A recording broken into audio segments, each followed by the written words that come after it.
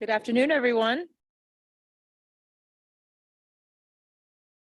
All right, we're ready. Okay, good afternoon, everyone. I'd like to call to order the May 3rd, 2023 Citizen Advisory Committee. And we're going to have a pledge this morning or this afternoon. Does anybody want to lead the pledge? Anybody? New members? James, would you like to lead the pledge for us today? All right. Allegiance to the flag of the United States of America and to the republic for which it stands, one nation, under God, indivisible, with liberty and justice for all.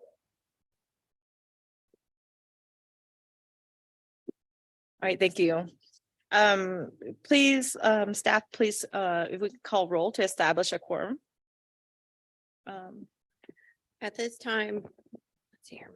At this time, I'm only asking those CAC members attending in person to respond saying here. When I call your name, I want to remind you to unmute your microphone by pushing the button on the base prior to responding. Ryan Rossi. Lily Charlotte Landstrom. Present. Aquanette Tyson Thomas. Here. Kate Layton. Here. James Garvin. Present. Mark Brenner. Ramona Bean. Here. Paula Ryan is absent. Jim Knight. Here. James Buffalio. Here. Richard Velocity is absent. Sammy Brown. Here.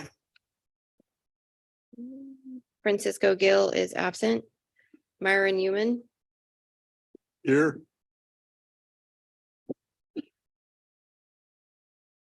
BJ Mishra.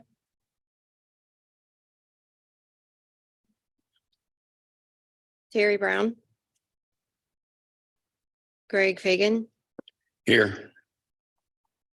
Albert Richwagon. Here. Win Dang. Here.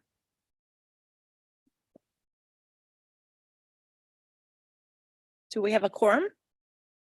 Yes, we have a quorum. Okay, thank you. Mhm. Are there any modifications to the agenda today? Yes, Madam Chair. Terry Brown has also joined remotely. And Ryan Rossi. Okay. Are there any objections to allowing these members to participate remotely? Seeing none, we would like to invite these members to participate remotely. Okay. So moving on to item 1D, are there changes to the minutes? Okay, if not, can I have a motion to adopt the minutes as it is presented? Motion to adopt. All right, Byron. Okay, I will second. okay, Byron and James is the second. All those in favor, please say aye. Aye. All those opposed, nay. Okay, motion carries. All right, are there any general public comments? Instructions to how to provide public comments are included in the agenda. Do we have any, have we received any public comments? Okay, No, hearing none. I guess at this time, I'd like to invite any CAC member comments on items that's not already on the agenda. For members participating remotely, please utilize the raise hand feature in the Zoom platform and to remember to unmute your microphone when recognized. We'll start remote. First, are there anyone participating remotely that would like to have a comment? Okay. Are there any member comments at this time? I believe we have new members with us. Yeah. Gwendolyn, right? Would you like to introduce yourself? Gwendolyn Laurie. I was appointed by Dr. Poole, Port of Palm Beach County. I'm just happy to be here to serve. think that's the only new member we have this time, right? Correct. Okay. All right, Welcome, by the way. Welcome. we'll move slower next time, but this is a light agenda, so we're moving along. Andrew, I'd like to invite Andrew to provide an update to this CAC liaison report. Well, good afternoon, everyone, and welcome Gwendolyn as well. We also have a new recording secretary. So Rachel's with us, so wanted to formally introduce you to Rachel. She'll be handling the recording for the CAC. This happened last meeting too. The music started playing when I I like introduced the her. mood music, so we should really Great. have it. So I also, it's not on the liaison report, but there was a request for additional information for Glades Road, Divergent Diamond. We sent that, we forwarded that information from the product manager to you all about what their outreach was about, like everything they did for that. And then we had a few more resources for Divergent Diamonds. So they had a map of them statewide, and then also sort of how the video of how they work. So if there's no other additional needs for that, but let me know if you want me to get more information, or if we do need a presentation or not.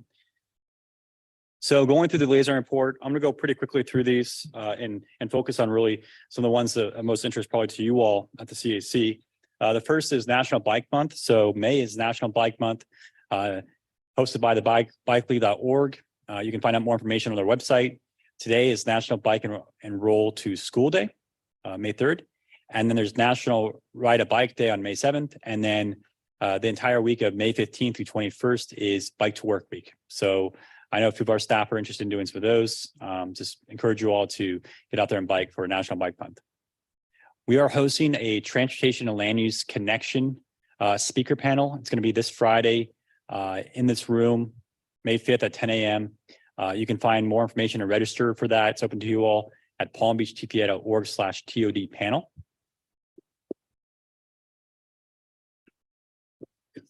It's going to be a hybrid meeting, so you can participate remotely as well. There is a safety pledge out on the front desk. And for those in the room, it looks like this. And this is a safety pledge to become a safe driver. It's through the Vision Zero network. And so it's a nice one to fill out and check about safety. And so we have this available to you all as well to fill out. You can also take the pledge on our website at palmbeachtpa.org/Vision Zero. Palmtran until Friday, they are doing a Port St. Lucie Express bus service survey about interest and input into express bus from Port St. Lucie downtown to downtown West Palm Beach. So if you'd like to find out more information on that, it's on their main website and you can take that survey. Our next governing board meeting is going to be in this room. It's also hybrid online. It's May 18th at 9 a.m. And then the next ones are the FDOT's hosting a Human Services Transportation Summit. So this is for developing solutions for equitable transportation access. It's going to be at the Palm Beach County South County Civic Center. And that's going to occur on May 31st. And there's a point of contact on that one if you're interested in participating in that. And then for those communities, maybe you want to get your local businesses or communities to get a bicycle friendly designation. Those are due June 15th for bicycle friendly business, and then August 30th for communities. And that's through the bikeleague.org/BFA.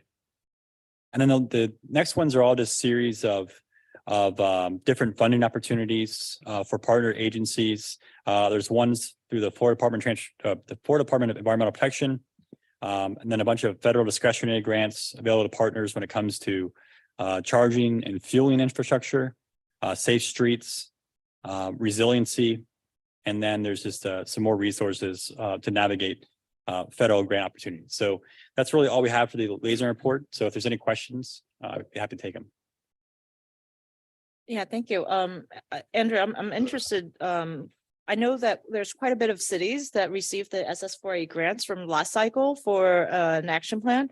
I'm wondering if I don't believe that Delray received any funding or any other cities that oh, Valerie, you have the answer. Okay, great. Okay, I got you. Wellington received the reward. I think maybe because I know that it'll be encouraging to get other cities to apply for the grants for this coming cycle as well. And I know that for you to transition from an action plan grant into an implementation, you actually have to have your action plan in place, right? So I think last cycle, we received what, 5 in this county? So I think that's great. How do we help to encourage more cities like yourself, James, with the Palm Beach Gardens and Albert with Delray? How do we encourage them to apply? And I mean, I think do we have like an example of an application that we can send to them? That'll be helpful. If we look into sending them sort of the applications that have been successful. Yeah. I know we have a lot of cities who have passed Vision Zero resolutions. So that's a good first step for those communities to start that journey towards an action plan.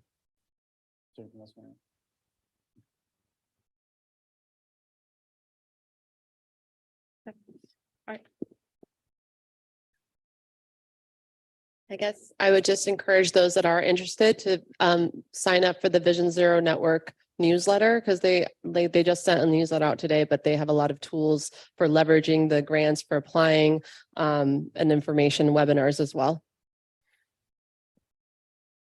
Yeah, no, I think that's great. Are there any comments right now on the citizen report? None? Oh, I'm sorry. I didn't look to my right, James. You have to turn on your mic, please. This ties in with May being National Bike Month. I actually had the opportunity to use Tri-Rail from Miami up to West Palm Beach as a culmination of a trip I took to Italy a couple of weeks ago. And it was an evening trip, and it was used by a lot of people. I was kind of surprised at the number of use, but there were several people that rode their bikes. And in the car I was sitting in, there were only a couple of bike racks, so 4 or 5 had to hold on to their bikes and stand up so the bikes wouldn't fall down, et cetera, and they're kind of clumsy. So I was just wondering if staff could get with the Tri-Rail people and ask if there's any way to either increase the number of bike racks, because I asked the people, if they like Tri-Rail and the problems with the bikes and things like that. And they said that they were not concerned, but they noticed that there was a lack of bike racks on the cars. So maybe staff can get with Tri-Rail and figure out if there's a way to increase the bike racks available for the commuters who use Tri-Rail. Madam Chair, Ryan Yes. Rusher, Deputy Director of Multimodal. So I've also had this complaint before about SFRTA Tri-Rail coaches. They're aware of that issue. They're aware of other issues related to the racks themselves being too narrow for a lot of new bicycles, for example, have much wider tires, electric motors, things like that. So they're working on updating that technology, well, not the technology, the actual racks as they go through and update their rolling stock.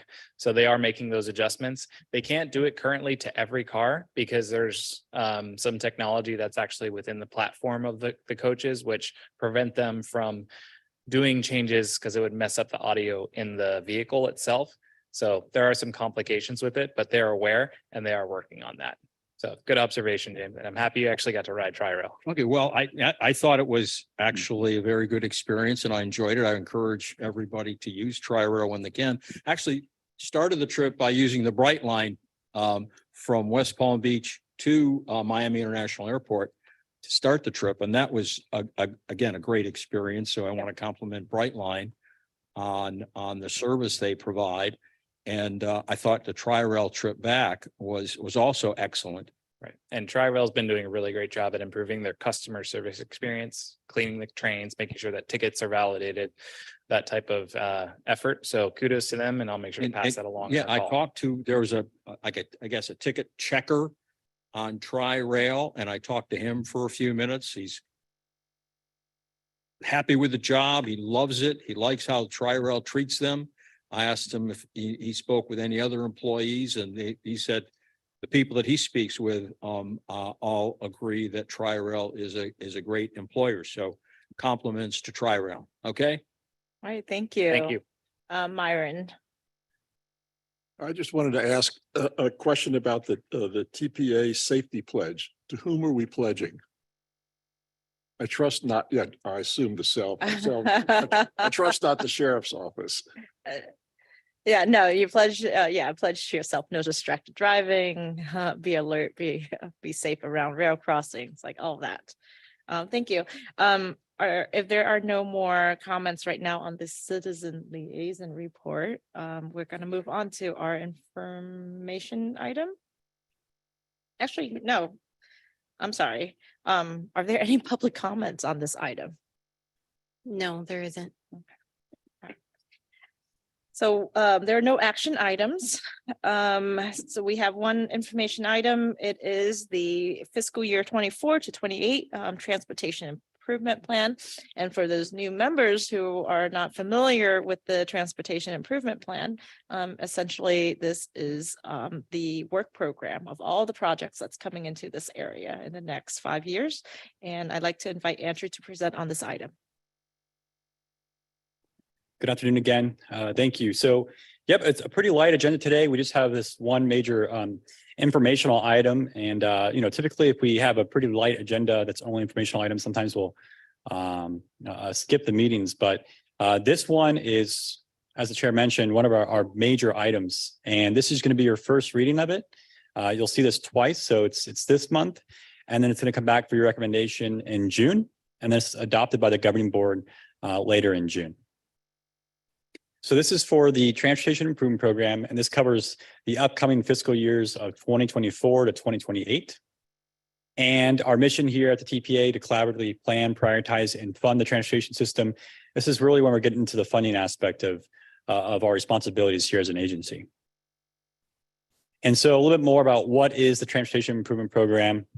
And so this sets out for the next 5 years, our list of projects by both their phase and then the funding source. So the federal and state dollars that come to our area that we prioritize and then ultimately approve for transportation projects in the county.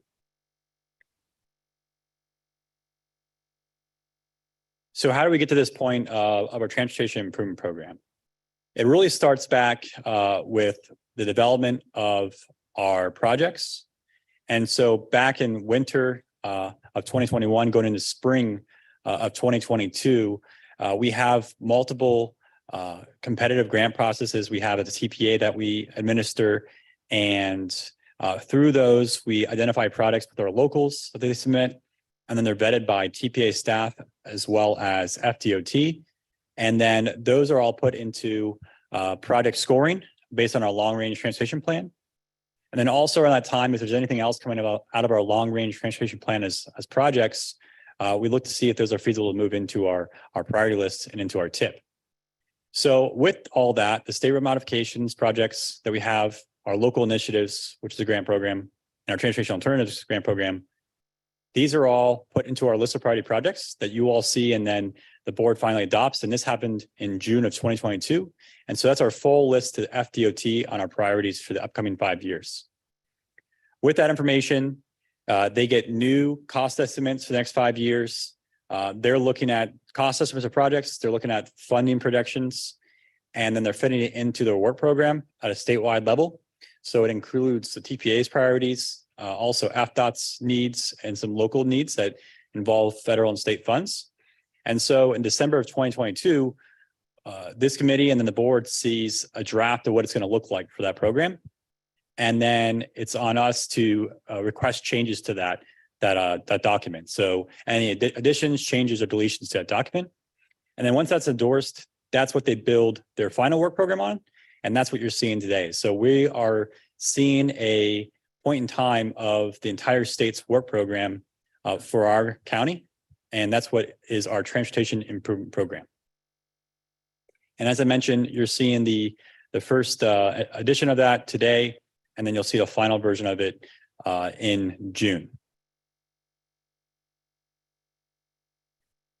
So we'll talk a lot about programming of projects and then sort of production of all these projects. And I wanted to point out just when it comes to programming, right now we're in current year, fiscal years 2023. This upcoming transportation improvement program is the next 5 years, so 24 through 28. And then you'll see also in the tip, outer years, so past 2028. So those are funds that have not yet been programmed in the tip, and they exist in some form in our long-range transportation plan. So those are still the ones to be funded in future tips.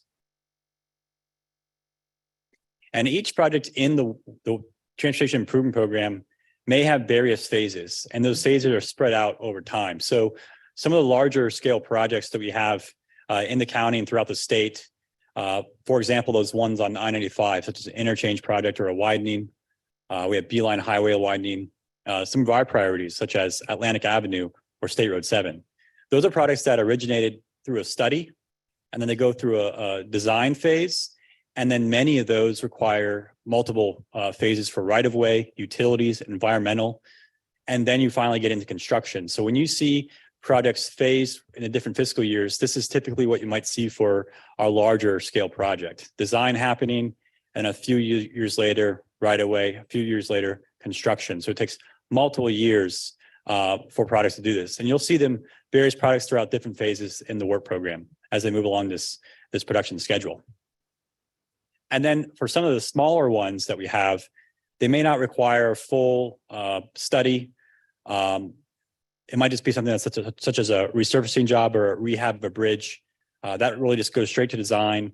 And then 2 years later, you'll see construction programs for those projects. So that's, again, a lot of maintenance jobs. Some of our smaller scale priorities, such as our transportation alternatives program, which I'll talk about in a second, doesn't require right of way. And so that has a shorter time frame for production. So in this transportation improvement program document, you're going to see the projects broken out into different sections.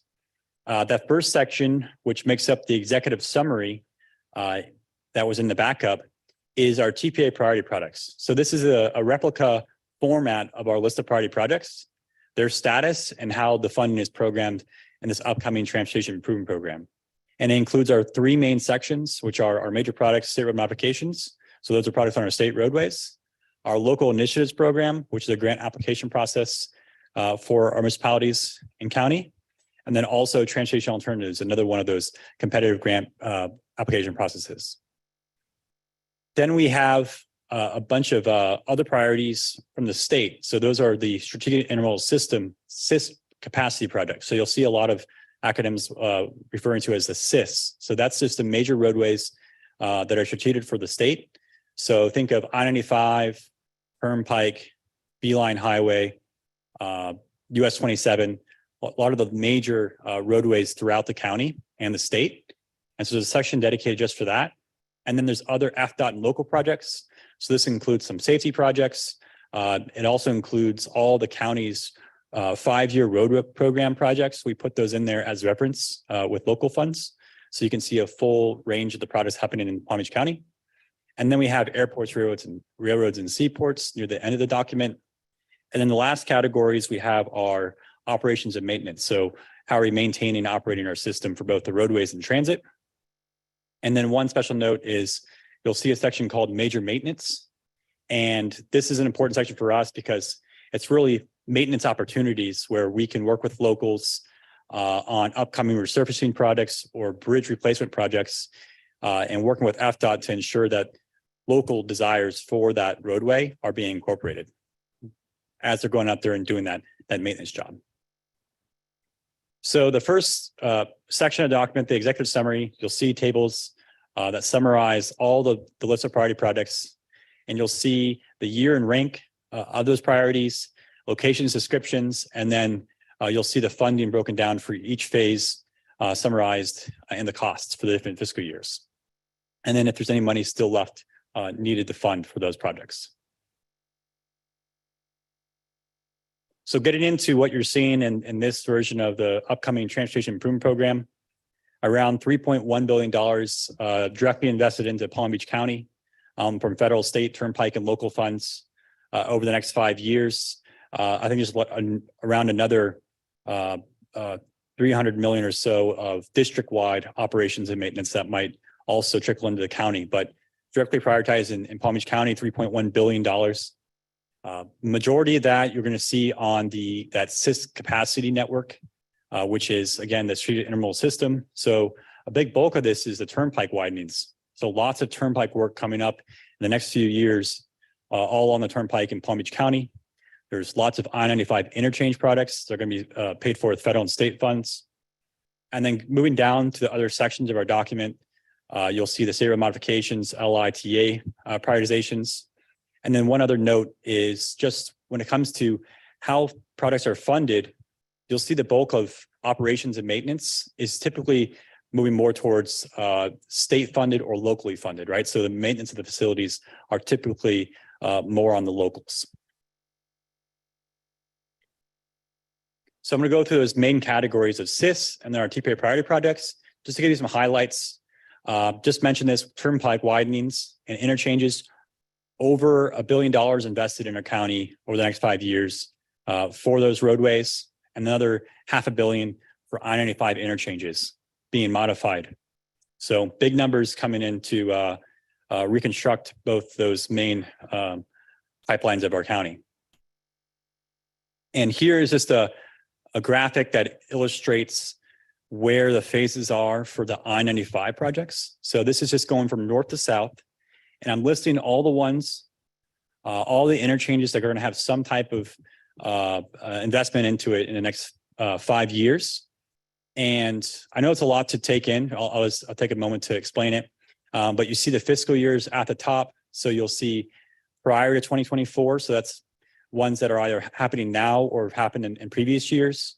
Then you see what's happening in the next 5 years of 24 to 28. And then anything that's long range. So after 2028, that could be 2030, 2031. It's past 2028. So it's not yet programmed. And then we're breaking down just the design and construction.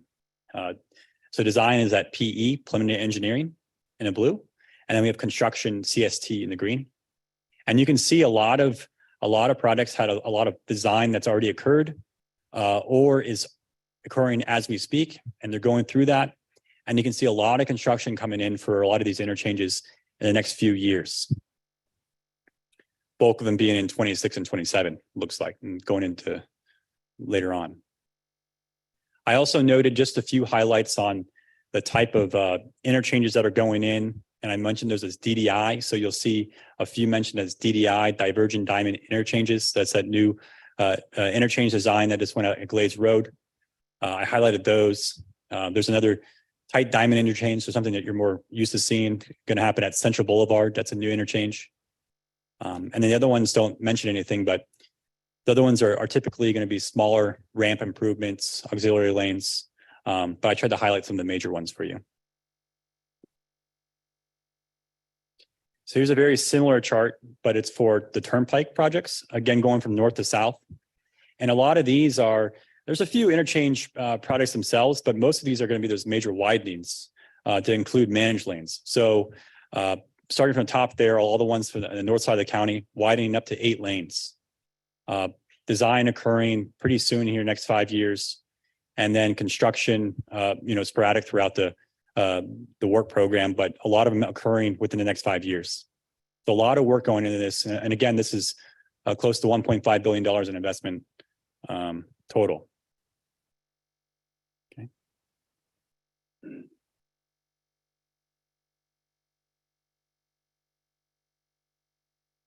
So I'll just keep going. I have a few more slides and then we're going to take questions on those. So next ones are the TPA priority projects. We have 3 programs. Again, these are the ones that you see in the list of priority projects.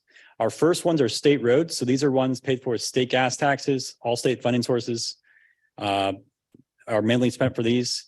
And those go towards complete streets, traffic calming, intersection modifications. It could be major widenings as well. We have Atlantic Avenue and State Road 7, one's programmed for state roads. Then we have local initiatives and transportation alternatives. Those are our 2 competitive application programs. Local initiatives is federal funds, and it can go towards complete streets, transit projects. Electric buses is one that we funded recently. Freight efficiency, and then transportation alternatives. It's mostly geared towards more non-motorized projects or safety projects for the non-motorized. So sidewalks, bike lanes, crossings. And so for those three categories, state roads, local initiatives, and transportation alternatives, you see $235 million invested in the next 5 years for those. The $103 million of that are roadway capacity projects. So those are some big ticket items that we still need to get constructed. Those include Atlantic Avenue widening down south, and then State Road 7 expansion. And those also include pedestrian bicycle facilities, but those are roadway capacity projects. And then we have $84 million in specific standalone pedestrian bicycle facilities. So a lot of the projects that get submitted to us by the local municipalities are towards pedestrian bicycle facilities. And so you see a lot of investment towards that. And that's really how our LRTP scoring and what we're trying to achieve in the future it really strives for. So it's good to see that. And then after that, we have $13 million in Tri-Rail rolling stock. So getting some new carts out there, lighting for $10 million, $9 million for electric buses and charging stations for Palm Tran. They also have $7 million in shelters throughout the county, and then traffic signals for $5 million. Just a little summary of what we have for TPA priorities.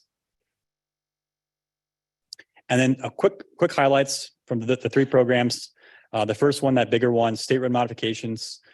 State Road 7, still ongoing litigation on that one.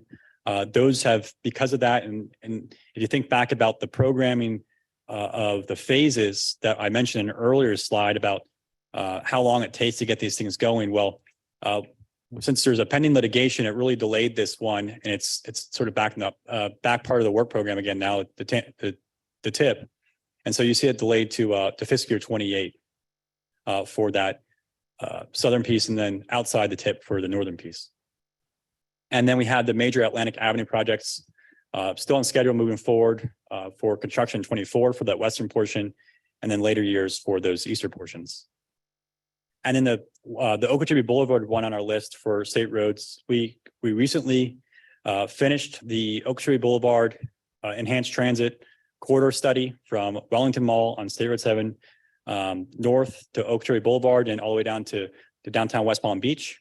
The recommendations from that study are now being vetted by FDOT, or they will be vetted by FDOT in this feasibility study, and that's going to occur in fiscal year 2025. So that'll be an FDOT administered study to see the feasibility of all alternatives for that corridor.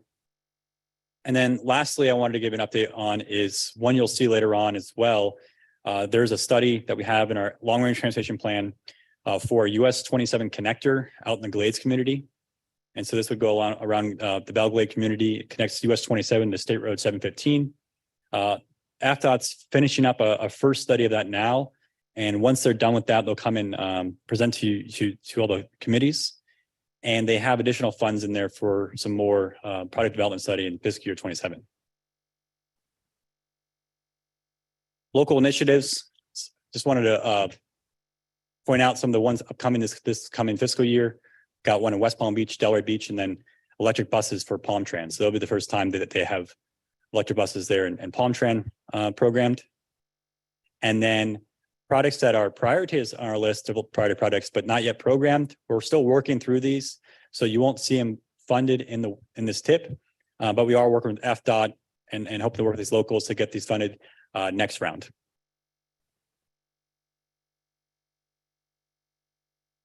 Here's just an example of one of those local initiatives products that just opened up in Delray and Boca, Brant Drive Bridge, widening the pathways across the bridge. Total bridge replacement as well. So excited to see that product complete and open to traffic. Transportation alternatives, that other competitive grant application process we have as well.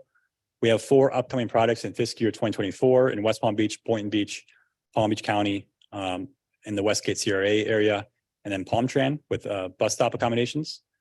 And then we have 4 new products added to the TIP out there in ITID, in Trail Improvement District, Palm Beach Gardens, West Palm, and Royal Palm. And this is what one of those products looks like recently. It was completed in Royal Palm, FPL pathway lighting on one of their pathways in Royal Palm Beach. So that concludes the list of priority projects. Just other major projects in the program. Just to point out, resurfacing jobs. As I mentioned, we try to get out ahead of these with our locals to make sure we can incorporate some of their local needs on these maintenance jobs. We have a roadway extension that's going to be done by the county on Flavor Pit from Lions Road to Hagen Ranch. That crosses the turnpike, I believe. And then we have bridge rehabs. Same thing, trying to look for ways to incorporate other treatments out in those bridges if we can. And then all this is available on the website.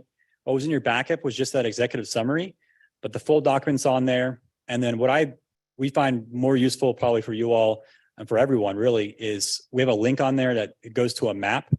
And so on the map, you can scroll around and look at the projects and click on them and find out more for your specific area. It's a good first place to start looking. And then next meeting for you all, I'll probably have a more updated appendices, but you can see a lot of the files already there on the website. And then what we really want from you all, obviously any concerns with projects, any, support or any other issues with projects, but also trying to make this a more transparent and easier to understand document. So anything that we can do to improve clarity, if there's any errors in it. And then we've been asking our local municipalities to submit their local products to us because we try to have a full range of all transportation products within the county to show on our map and in our document. So that's really all I have for you all. And as I mentioned, it's going to be up for final adoption in June. All right. Thank you so much. That was a lot of information. Myron, you're the first one to have your card up. Thank you. Andy, that was a very good presentation, much clearer and better organized than I've seen in all my years here. Laid it out very well. The one thing that I would like you to comment on is the relationship between the TIP and the LRTP. The Long Range Transportation Plan is something that's takes a long vision and in 5-year increments. And as I understand it, there is a law or regulation or something that says that projects in the TIP have to be consistent with the Long Range Transportation Plan. We've discussed this before, and the question in the back of my mind is always, what is the process for determining that a project is consistent with the LRTP? And in particular, the LRTP has cost feasible figures for each project. I'm aware, and I think you shared it with me last year when I brought this subject up, that FDOT has a checklist for determining if the projects that it is proposing for the TIP are consistent with the Long Range Transportation Plan. I saw that you and your colleagues shared that checklist with me last year. Mm-hmm. It's 2.5 pages long, very detailed, but there's nothing in it about cost. Or at least there was last year. And I'm wondering whether cost is the comparison of the current cost with the cost feasible figures in the Long Range Transportation Plan are now part of the review to determine whether projects are consistent with the LRTP. Thank you, Myron. And it's a very good point to bring up. And so for clarity, and I think I can provide this in the next presentation. I'll give it to the board. It's a good one to add for a slide, and then also to you all in June. But what Myron's referring to, our Long Range Transportation Plan right now goes out to 2045. And all the products in the LRTP and the TIP are required to be consistent, right? So they should have the same general phasing and then the cost estimates. And if they get out of alignment, you have to modify them or amend them. And what he's referring to is when you go through this TIP and this new version of TIP, we should be checking the LRTP to make sure it's in alignment. There has been significant cost increases across the board for most projects, and a lot of those major projects are getting close to that threshold for what may require an amendment. So Nathan George, who is our new LRTP coordinator, he's looking at the LRTP right now versus the TIP, and He's seen how the costs have risen. And if it does trigger an amendment, we're going to bring that back to you. We're looking to do that in June as well. If we can get that done time to be consistent with this upcoming tip document as well. And so, it is an important part of the process. They're required to be in alignment. It's a federal requirement for that. And then referring to that checklist, that's that internal thing from FDOT. I'll have to check and see if they've added that language in about the checklist, but it is something that we are aware of that we need to ensure alignment. I see the problem is that when doing the long-range transportation plan, somehow or another, there's defined some pot of money. Mhm. And projects get into the long-range transportation plan, some don't, because the pot of money is never big enough. So when a particular, any project exceeds its cost feasible about by more than 20%, which it's allowed to, because of uncertainties, it's considered okay if it's within 20% of the cost feasible number in the LRTP. But when it exceeds it, it means something else has to give because the LRTP pot is fixed. That's the crucial issue, and I think, to pay Peter, you have to rob Paul. And these are political issues.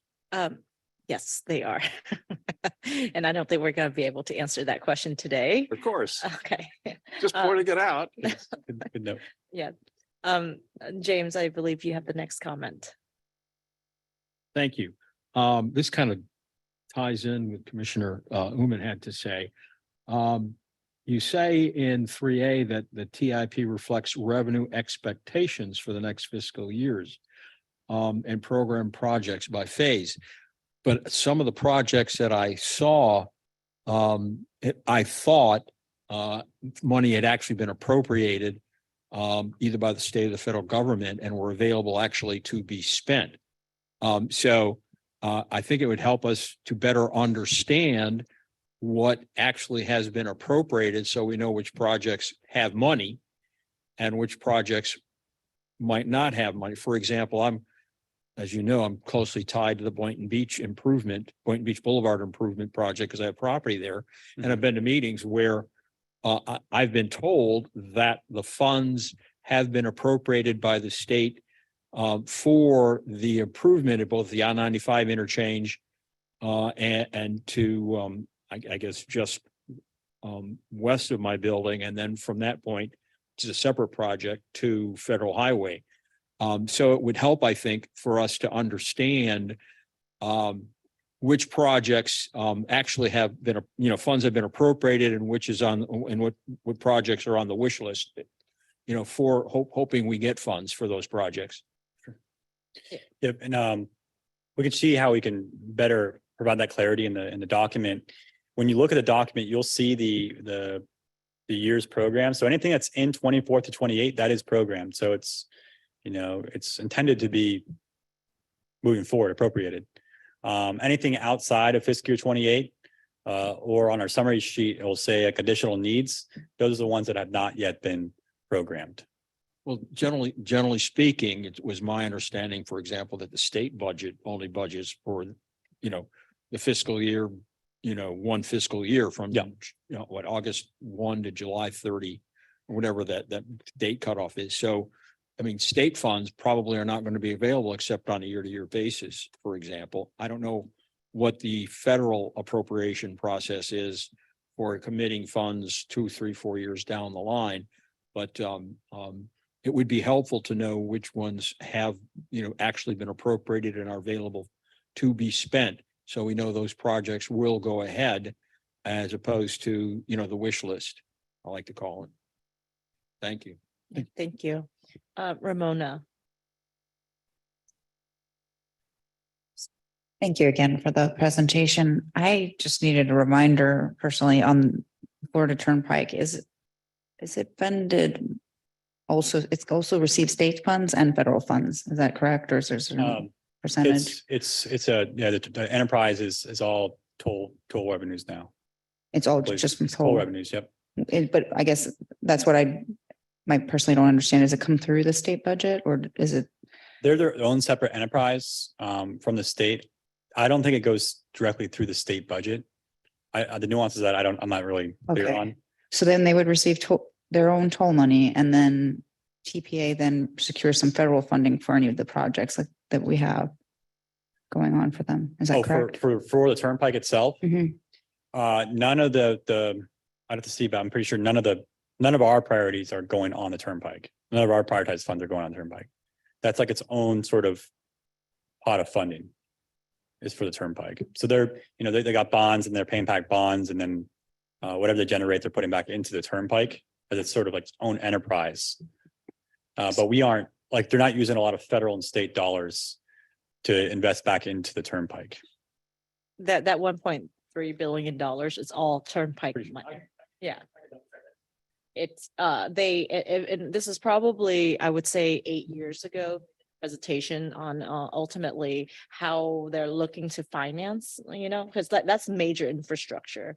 But the toll road itself, right? You're on the turnpike, you pay a toll, but they're looking to do express lanes on the toll. So there's a supplemental toll to the toll, but ultimately it's that's, they have a different financing. I guess Okay, yeah, calculation. you'll have to forgive me. So when we are monitoring, when we have the Florida Turnpike transportation projects, what's the TPA's role in it then? The tip, if I can. Yeah, I mean, it's just like, because the Yeah, regular I- person would just not, I would be like, what? How I Okay. understand it is ultimately the tip is a snapshot of everything that's going on in this area. It is not, what I'm hearing from Andrew is that this is not the TPA priority, is to fund turnpike projects. It's always been a TPA priority to think about transit amenities and, so essentially it's, even though it looks like $1.3 billion, that's a lot of money, but it is the money in the region itself. And I would say, I just so I was correct on my statement, yes, all the projects in here, I'm looking at them, they're all turnpike funding codes. So anything's funded with the turnpike right now is turnpike funds. And then our job as a metropolitan planning organization, obviously it's theirs to prioritize, but we are involved as an MPO in coordination about how those look. And it still needs to show consistency with our long range plan and with our tips. So they're required to put it in here and we're supposed to still, show approval of that. And then, we do coordinate with them as an MPO when it comes to how those projects look long term. Okay, thank you so much for the explanations. Thank you. Yeah, but we don't directly prioritize those. Yeah. James. Thank you, Chair.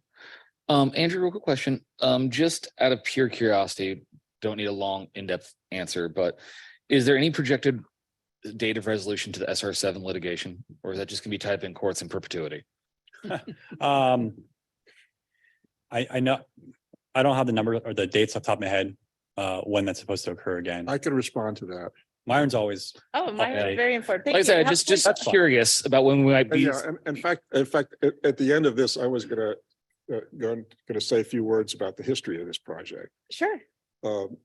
If you'll notice on the project numbers on the tip are 04-1 and 04-2. That means they were the first and second priorities in FY04. Next year, that's 20 years. Should we celebrate? Well, I don't know. I don't know. Party. I went to the kickoff meeting in June of 05, and I've attended every meeting since. And the public hearing on the environmental assessment was, I think, in 2012. And at that time, there was testimony to the fact that the road was improperly designed. And they redesigned it. And it was on the redesign, they applied for the application for that. That's when litigation started. And since that time, FDOT has redesigned the road 3 times. And each time, before the administrative hearing on the application for a permit, withdrawn the application. Primarily because in each of those instances, the the technical experts of the people who are opposed to the road discovered serious problems with the design. In 2 occasions, FDOT did not follow the FDOT manual for how you design bridges. I mean, it was really crazy stuff. And as of now, the last time the application was submitted last year, it was withdrawn again. And the administrative judge who's overseeing all this said, okay, October 2023 is FDOT's last chance. So there is currently scheduled to be a hearing before an administrative law judge about the legality of the thing. It mostly has to do with whether the design is consistent with the FDOT manual and how the design treats stormwater runoff, because unfortunately, the road bisects conservation land. And there's the principle that stormwater runoff can't go to conservation land. And so it's a problem. So they're in their 5th redesign right now. And that should go before an administrative law judge in October. Did that answer your question? Yes, it does. Well, I mean, really, since Richard's not here, I felt somebody. Seven. I understand. Yeah, thank you so much, No, that- Myron. Madam Chair, I'm Thank you. sorry, one clarifying point. Yeah. From staff, supposedly the update is it's going to happen in January 2024. So it's moved, or is it January 2024? It's been postponed to January. That's what we're hearing. Yeah. Yeah. All right. Second question. Can we go back to is it possible to pull that table up that you had that showed the FDOT and then Turnpike and 95 improvements? Yep. The 2 tables, real quickly.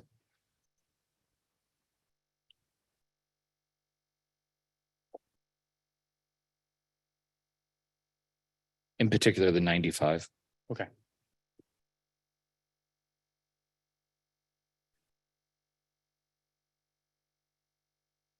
It's close. There you go. Yep, there you go. I assume the PGA Boulevard Central is Central and 95. Yes. Okay. You know, the location on the in the backup for the project shows PJ and Central. I don't know like what part of it it goes into PGA, like from an operational standpoint, but it's mostly at Central. So it's the Central 95. Yeah, because Correct. PGA and Central, that's not a PGA and 95 is a completely different interchange. Right. Yep. So, and is the TDI interchange design, is that being determined by right of way acquisition or usage? It's a combination of both. So when FDOT's determining what sort of interchange to put out there, they're going to look at different alternatives. And so they'll assess if it's a tight diamond, if it's a divergent diamond, and it deals with sort of the analysis from a traffic standpoint, safety, and then also right away. Okay.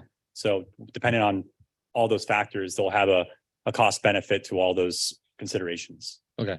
And then also, did FDOT, this is an FDOT primarily funded project. So did they study at all building that interchange before decreasing capacity on North Lake? Was that a discussion that they had, or was it just North Lake was next in line? So let's just do that one without thinking too much about capacity issues in North County? I'm not aware of the history of that. Okay. So unfortunately. Yeah. All right. Just curious, because We it seems can like you want to follow up. increase capacity before taking away capacity in the area, but okay. Do you want us to follow up with that thought for you? Yeah, I mean, I'm just curious, like if we could, because I know Gardens is growing with a lot of new residential developments. If there is any opportunity to move that Central 95 interchange up, it might be worth exploring. But that was my questions. Thank you, Andrew. Last time we saw a Central Boulevard interchange, it was a collector distributor design, if I remember correctly. Is it they've changed it to Tight diamond TDI? interchange? I can verify that for you and see, make sure I get it There was- correct. The problem was that it's so close to other interchanges that we're going to do collector distributor through, I think, 2 interchanges. Yeah, I looked at the design yesterday. And I thought I chose the right design, but I'll double check just to make sure. I live like a half mile from where that interchange is going to be. So the land use there is tight. Unless they do some significant right of way in some neighborhoods that probably don't want to give it. So, but we'll see. Thank you, Andrew, though. Appreciate it. If it's okay, Lily can make her comment first. Sorry to jump in. I see that the diverging diamond for the next diverging diamond that's coming up on 45th, it's about 3 years from now. Seeing how it happened in Glades, is there any prior planning we have just on education around diverging diamonds and the new tight diamond interchange? Is there anything that can be done on our behalf to make it a little easier in this transition? Nice transition. That's a good point. I think when there's more familiarity, as you see them pop up throughout the state, and obviously we have one in Glades now, so there's familiarity there. I think FDOT's done a pretty good job with their outreach. It seems like when I forward you all with the what they've done, we can follow up and see if there's any change in their game plan or how they're approaching the information when it comes to how they get the word out there. But it's a good point. It's a very good point. Awesome, thank you. All right, thank you. Myron, do you still have a comment? Okay, and then James, please. Yeah, I attempted the diverging diamond interchange on Glades Road. Is that what that is called now? For the first time a couple of weeks ago, and I can see where it can confuse the bejeebers out of the 70 and 80-year-old people that are not used to that thing. On the litigation, you said there was still in front of the administrative law judge, which means that in all likelihood, whoever loses can go to circuit court. And then if they lose in circuit court, they can appeal. So there's not going to be, I don't think, a short-term solution to that problem. And Commissioner Bean, on your inquiry concerning turnpike revenue, it's been a while since I looked at this, but my understanding is that the revenue is generally first dedicated to pay off whatever construction bonds exist for the turnpike. And then any overflow, I thought it went to a dedicated fund in the legislature, but they can raid that fund like they do for every other dedicated fund, and which they usually do every year. So that's generally where the turnpike revenue goes to on an annual basis. Correct me if I'm wrong, but because haven't looked at it for a few years, but that's where the money goes to. All right, thank you. I guess we're going to be celebrating next year for our anniversary. Does anybody else have a comment on the presentation? I think on item 18-2, it's a clerical error, so you might want to take a look at that item. It is. Oh, I'm sorry. We have a public comment on virtual.